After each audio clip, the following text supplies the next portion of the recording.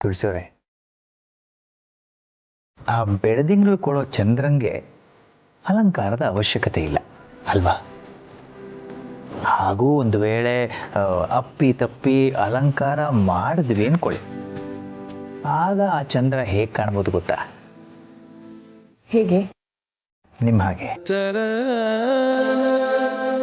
ಅದರಲ್ಲೂ ಇಷ್ಟೆಲ್ಲ ಒಡವೆಗಳ ಜೊತೆ ನಿಮ್ಮ ನಗುನು ಸೇರಿದ್ರೆ ಆ ಚಂದ್ರನೇ ಅಸೂಯೆ ಪಟ್ಕೋಬೇಕು, ಹಾಗೆ ಕಾಣ್ತೀರ. ಮಾಧವರೇ, ನಿಮ್ಗೊಂದು ವಿಷಯ ಗೊತ್ತಾ? ಗೊತ್ತಿಲ್ಲಪ್ಪ, ಏನದು? ಹೆಣ್ಣಿಗೆ ಅಂದ ಹೆಚ್ಚಾಗೋದು ಯಾವಾಗ ಗೊತ್ತಾ? ಯಾವಾಗ? ಅವ್ರು ಇಷ್ಟಪಡೋರಿಂದ ಹೊಗಳಿಕೆ ಮಾತುಗಳು ಬಂದಾಗ. ಇರ್ಬೋದು. ಅಂದದಿಂದ ಹೊಗಳಿಕೆನೋ ಅಥವಾ ಹೊಗಳಿಕೆಯಿಂದ ಅಂದನೋ, ಒಟ್ಟಿನಲ್ಲಿ ಹೊಗಳಿಕೆಗೆ ಪದಗಳನ್ನು ಹುಡುಕಬೇಕು ಅಂತ ಅಂದ ನಿಮ್ಮದು. ಈ ಅಂದವಾದ ಹೆಂಡತಿಗೆ ಇವತ್ತು ಖುಷಿ ಆಯ್ತಾ? ತುಂಬ ಖುಷಿ ಆಯಿತು. ನಾನು ಅಂದ್ಕೊಂಡಿದ್ದಕ್ಕಿಂತ ಜಾಸ್ತಿ ಖುಷಿ ಆಯಿತು. ಮಕ್ಕಳ ಮೇಲಿನ ಪ್ರೀತಿ ಅಭಿಮಾನನೂ ಇನ್ನೂ ಜಾಸ್ತಿ ಆಯಿತು. ನೀವುಗಳು ತೋರಿಸಿದ ಪ್ರೀತಿಗೆ ನನ್ನ ಹೃದಯನೇ ಕರಗೋಯ್ತು. ನಾನು ಗೆದ್ಬಿಟ್ಟೆ ಮಾಧವ್ ಅವರೇ. ಗೆದ್ಬಿಟ್ಟೆ ಅಂದರೆ? ಅಂದರೆ ಮಕ್ಕಳ ಪ್ರೀತಿ ಬಗ್ಗೆ ಹೇಳ್ತಾ ಇದ್ದೀನಿ. ಮಕ್ಕಳ ಎಲ್ಲರ ಪ್ರೀತಿನೂ ಗೆದ್ದೆ. ನಿಜ ತುಳಸಿಯವರೇ, ನೀವು ಗೆದ್ದು ಬಿಟ್ರಿ. ಈ ನಿಮ್ಮ ಗೆಲುವು, ಈ ನಿಮ್ಮ ನಗುವನ್ನು ಶಾಶ್ವತವಾಗಿಡಬೇಕು, ಅದೇ ನನ್ನ ಆಸೆ.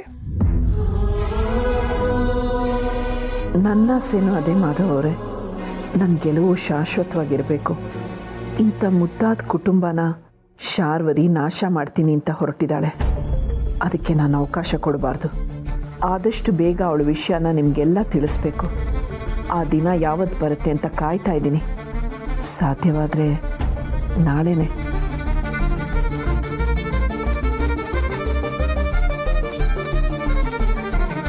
ತುಳಸಿಯವರೇ, ಏನಿದು ಮಕ್ಕಳ ಪ್ರೀತಿಯಲ್ಲಿ ಮುಳುಗೋಗಿದ್ದೀರಾ ಅನ್ಸುತ್ತೆ.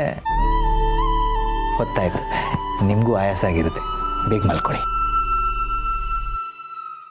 ಮಾಧವರೇ, ನಮ್ಮ ಮನೆ, ನಮ್ಮ ಮಕ್ಕಳು, ನಮ್ಮ ಸಂಸಾರ ಎಲ್ಲ ಎಷ್ಟು ಚೆನ್ನಾಗಿದೆ ಅಲ್ವಾ? ಇದ್ರ ಮೇಲೆ ಯಾರ ದೃಷ್ಟಿನೂ ಬೀಳಬಾರ್ದು. ನಮ್ಮ ಮಕ್ಕಳು ಯಾವಾಗಲೂ ಖುಷಿಯಾಗಿರಬೇಕು. ಅವ್ರ ನೆಮ್ಮದಿನ ಯಾರೂ ಕಿತ್ಕೋಬಾರ್ದು. ಮಕ್ಕಳ ನೆಮ್ಮದಿಯನ್ನು ಯಾರು ಕಿತ್ಕೋತಾರೆ? ನೀವು ಯಾಕೆ ಏನೇನೋ ಯೋಚನೆ ಮಾಡ್ತೀರಾ? ಎಲ್ಲರೂ ಚೆನ್ನಾಗಿರ್ತಾರೆ.